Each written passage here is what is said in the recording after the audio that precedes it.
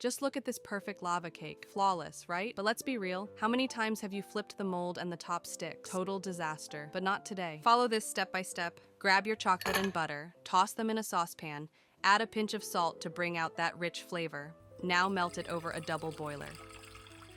While that's happening, preheat your oven to 180 degrees Celsius, 356 degrees Fahrenheit, and whisk the egg and sugar until smooth.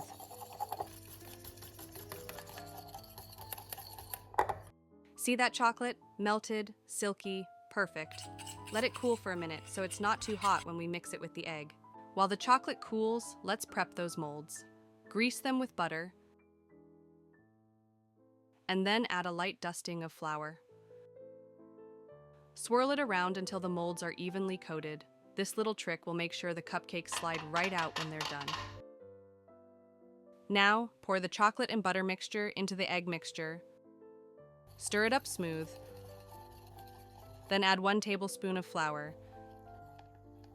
Mix until it falls off the spoon like velvet.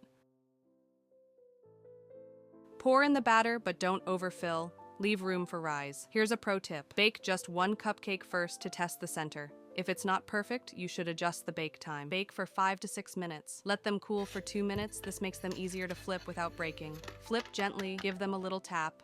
And there you have it, chocolate heaven in cupcake form. It packs 400 kilocalories. Do you think it's worth it? Let me know in the comments.